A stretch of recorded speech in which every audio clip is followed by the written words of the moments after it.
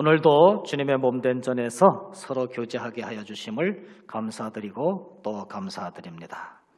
이제 날씨도 꽤 추워진 것 같아요. 날씨가 추워질 때마다 금년 한 해도 다 지나가는구나 이런 생각을 하게 마련입니다. 특별히 우리 어르신들이 아마 그런 생각을 할 겁니다. 저도 어르신은 아니지만은 딸 둘을 시집 보내고 나서 이 가을이 오면은 또 한 해가 지났구나 이런 생각을 할 때가 많이 있습니다. 그런데 가끔 가다가 문자가 오는데 제 딸들한테서 문자가 와요. 아버님 또는 부모님 저를 낳아주셔서 너무 감사드립니다. 생뚱맞게 그런 문자가 옵니다. 딸들한테 아주 가끔이죠. 그래서 딱 이거 보고선 이게 무슨 뜻인지 모르겠어요. 부모님, 그러니까 우리 집사람한테도 보냈다는 얘기 아닙니까? 이렇게 낳아주셔서 감사합니다. 잘 생각을 해보니까 자기 생일이에요. 자기 생일. 자기 생일인데 왜 아빠한테 아버님 낳아주셔서 감사합니다. 이래서 이 녀석이 이게 뭐 생일 선물을 큰 걸 바래나 시집간 딸이 뭐 이런 걸 보내? 그리고서는 지냈어요. 그렇다고 너 생일 선물 바라냐? 물어볼 수도 없고. 근데 그 다음에도 또 이렇게 보는데 이게 뭐야 생일인가? 이래 보니까 또 생일이더라고. 근데 작은 녀석도 시집 가서 보내는데 생일날 아버님 낳아주셔서 감사합니다. 그래요. 그래서 처음에는 생뚱맞다 그렇게 생각을 하고 이런 녀석들이 다 있어 이래 생각을 했는데 가만히 생각을 해보니까 자기의 생일이지만은 그 좋고 기쁘고 그 영광을 누구한테 돌리느냐?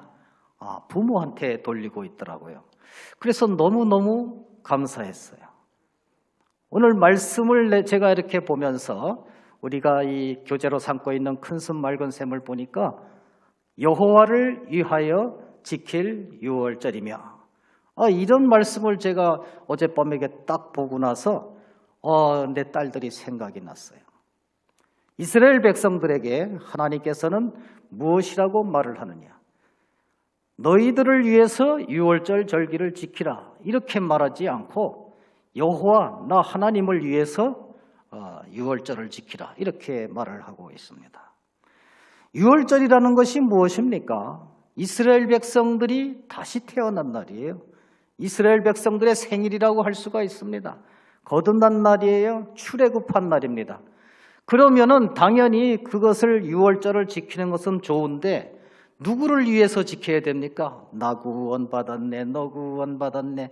당연히 자기들을 위해서 지켜야 되는데 하나님께서는 그것을 말씀하는 것이 아니라 전적으로 그것은 내 은혜니까 나를 위해서 이 유월절을 지켜라. 이렇게 말씀을 하고 있는 것입니다. 참으로 하나님께서는 놀라운 말씀을 우리에게 오늘도 가르쳐 줄 줄로 믿습니다. 하나님께서는 이스라엘 백성들을 애굽 땅에 보내시고 430년 동안 종살이를 하게 하셨습니다. 그 종살이 할 동안에 처음부터 종살이를 한 것은 아니지요.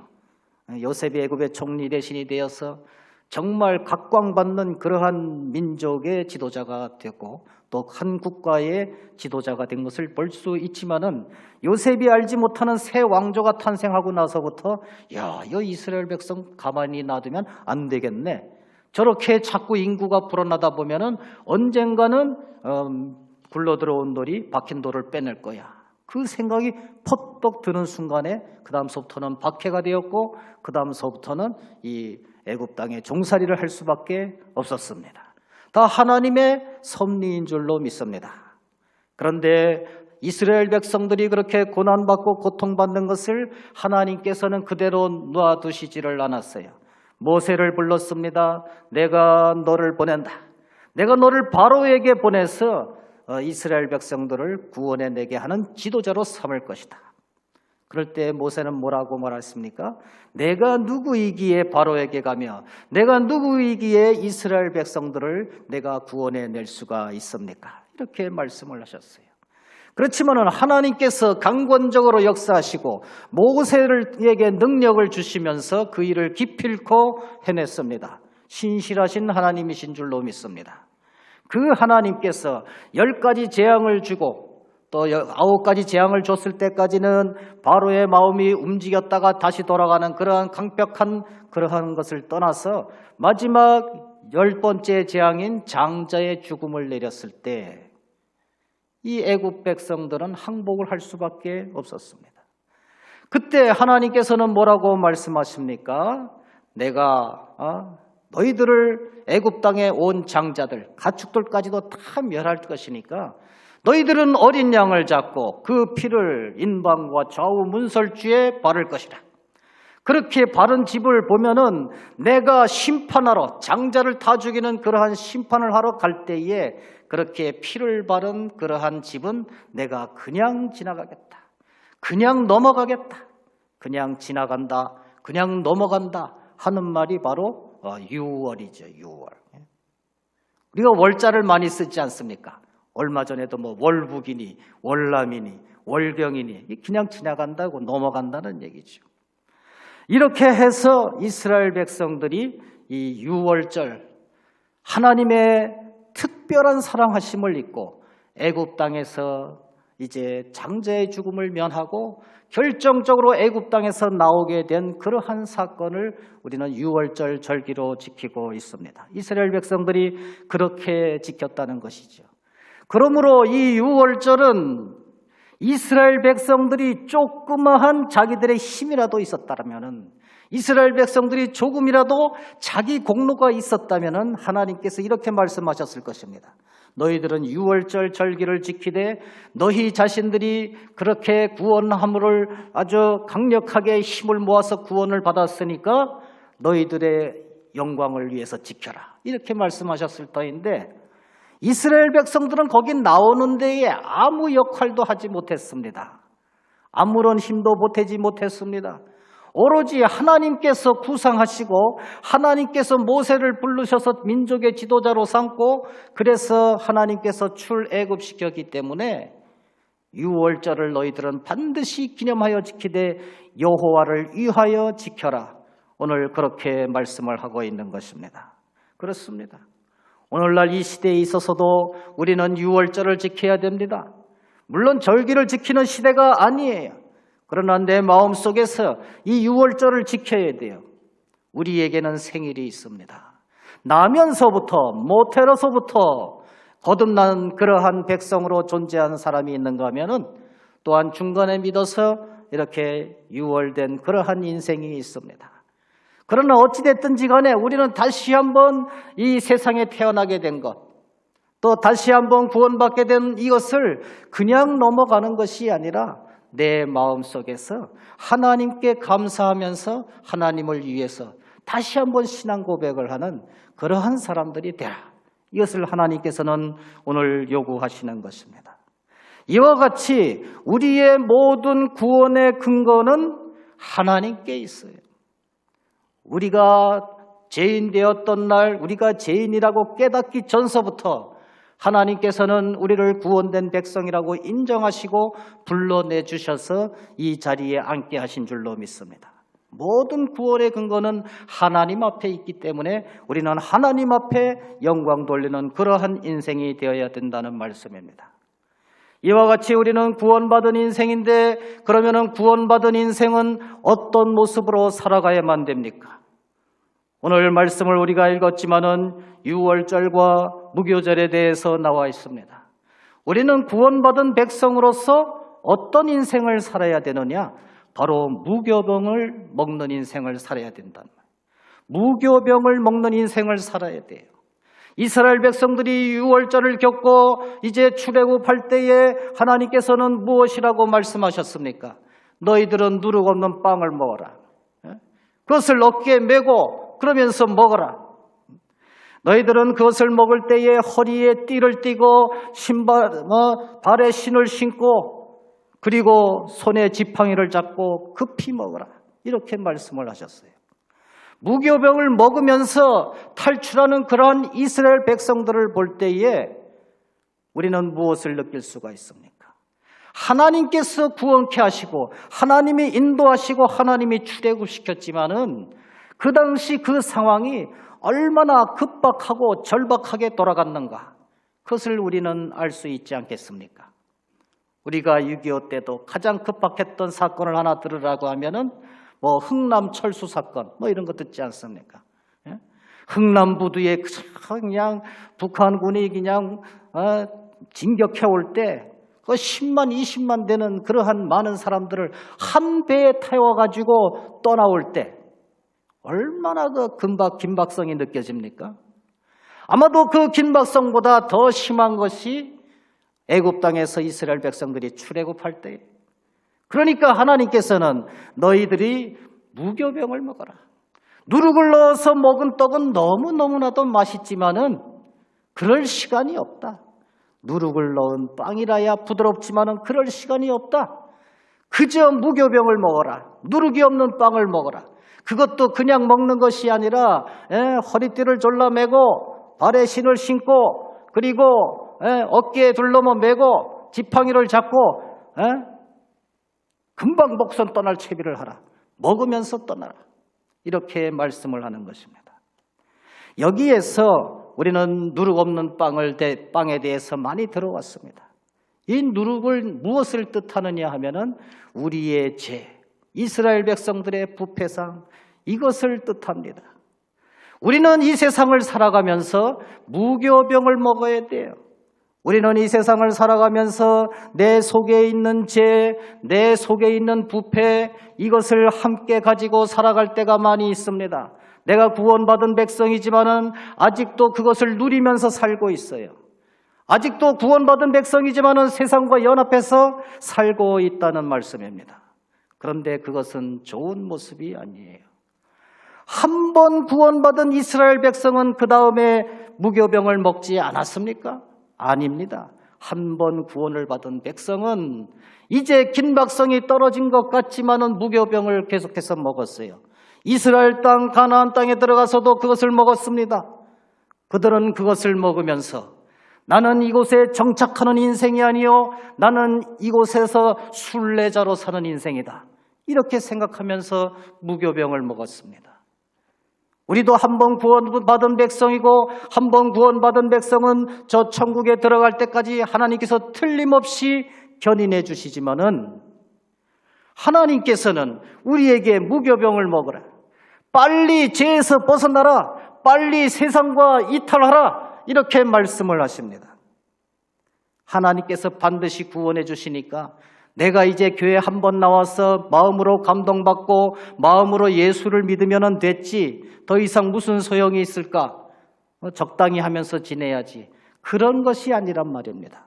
예수님은 언제 다시 오실지 모르고 그러기 때문에 또한 우리는 이 세상에서 영원히 사는 것이 아니라 순례자의 인생으로 살기 때문에 하루빨리 죄를 버리고 하루빨리 세상과 세상에서 우리가 살고 있지만은 세상에 물들지 아니하면서 긴박성을 가지고 절박성을 가지고 우리가 살아가라. 이렇게 말씀을 하신다는 것이죠. 하나님께서는 구원받은 백성을 무교병을 먹으면서 살아가라고 말씀을 하십니다. 죄를 버리라고 하십니다. 하나님이 하시지만은 우리가 구원을 이루어 갈 때에 반드시 죄를 회개하고 살아야 될 줄로 믿습니다.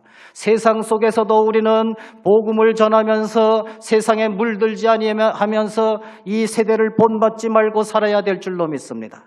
나를 위해서 죽으신 그 예수님을 위해서 내가 여태까지 살아있는 것은 나를 위해서 죽으신 그 예수님을 위해서 일하라고 한 것임을 깨닫고 우리는 전심전력 구원을 위해서 노력을 해야 된다는 말씀입니다. 우리가 이와 같이 유월절을 겪으면서 이제 구원받은 백성으로서 무교병을 먹으면서 지내야 되는데 그런 사람들의 모습은 어떤 모습일까요? 오늘 말씀에 보면은 18절에 이렇게 말씀을 합니다. 그 첫날에는 성회로 모일 것이요 아무 일도 하지 말 것이며 또 25절 마지막에도 말씀합니다. 7째 날에는 성회로 모일 것이요 아무 일도 하지 말 것이니라.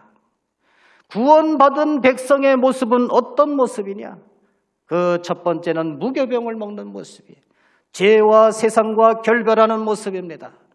또 그런 인생이 어떤 모습이 되어야 되느냐? 성회로 모이는 모습입니다. 이스라엘 백성들이 광야로 탈출하면서 한 번에 그 첫날에 무교절을 지키면서 무엇을 했습니까? 성회로 모였습니다. 우리 구원받은 백성도 이제 우리가 항상 있어야 할 것은 성회요, 예배입니다. 첫날에 성회로 모이고 마지막 날에 성회로 모였습니다. 성회로 채웠다는 말씀입니다. 우리의 인생은 예배로 채워져야 되는 인생입니다. 첫날에도 예배요, 마지막 날에도 예배입니다. 예배를 드릴 때에 이렇게 공적인 예배뿐만 아니라 우리 삶에서 드리는, 전적으로 헌신하는 그러한 예배가 필요하다는 말씀입니다. 왜 그렇습니까? 하나님께서는 우리를 위해서 다시 오시기 때문에 그렇습니다. 하나님께서는 그 아들 독생자를 보내서 우리들을 위해서 죽이시면서까지 우리들을 사랑했기 때문에 그렇습니다. 거기에 감격해서 우리는 예배드리는 인생을 살아야만 됩니다. 하나님께서 예수님을 보냈다고 했으니까 우리는 너무너무 그것을 자주 들었기 때문에 그것을 대충 생각하기가 쉬워요. 그러나 그렇지가 않습니다. 저는 304장 찬송가를 부를 때마다 그것을 생각합니다.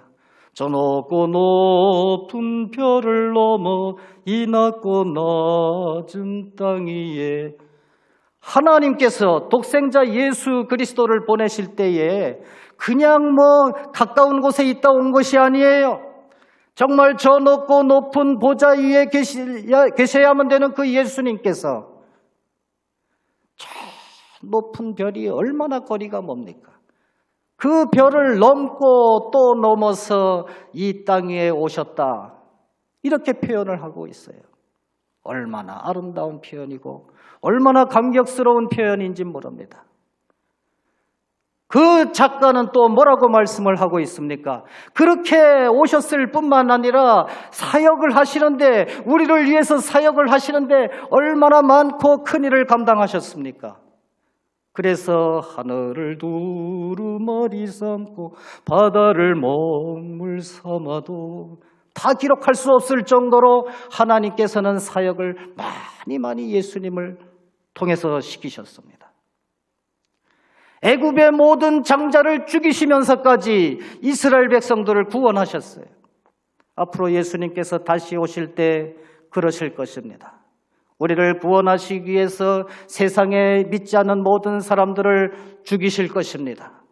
우리를 구원하시기 위해서 반드시 다시 오시는데, 그때는 이 아름다운 온 우주, 거대한 온 우주가 풀과 같이 녹아질 것입니다. 누구 때문에 그렇습니까? 우리 믿는 사람들, 우리 구원받은 백성들의 하늘나라 시민을 위해서 그렇습니다. 그런 하나님을 위해서 우리는 예배적 삶을 살아야 된다는 말씀입니다. 특별히 6월절은 이제 신약시대에 와서 성찬으로 지켜지고 있습니다. 예수님께서는 성찬을 아주 말씀하시고 모범을 보이시면서 가셨습니다. 이것은 너희를 위하여 주는 내 몸이니라. 이 잔은 내 피로 세우는 새 언약이니라. 그러니까 성찬을 하라고 해요. 그리고 그때마다 너를 위해서 죽으신 예수 그리스도를 생각하라. 이렇게 말씀하신다는 것입니다. 그래서 우리는 성찬을 하면서 예수 그리스도의 고난을 다시 한번 생각하고 구원의 감격을 누리는 것을 볼 수가 있습니다.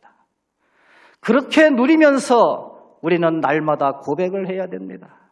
그래서 성찬은 자주 할수록 좋은 것이지요. 오늘 말씀해 보니까 18절, 25절에 보니까 첫째 날도 성회로 모이고 마지막 날도 성회로 모였습니다. 성회로 채웠다는 말씀입니다. 우리의 인생 속에서도 첫째 날에도 성찬이요, 마지막 날에도 성찬입니다.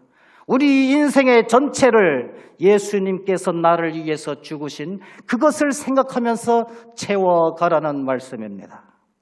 그렇게 살아갈 때에 우리는 오늘 이 성전에서 벗어난다고 할지라도 하나님의 말씀을 가득히 삼으면서 세상 사람들의 빛과 소금이 되어서 저 사람만 봐도 나는 예수 그리스도를 믿고 싶다. 이러면서 전도와 양육이 이루어질 줄로 믿습니다. 이렇게 하나님의 말씀을 붙잡고 성찬을 생각하면서 나를 위해서 피 흘리신 예수 그리스도를 생각하면서 오늘 하루도 살아가는 저와 여러분들 되시기를 간절히 축원드립니다.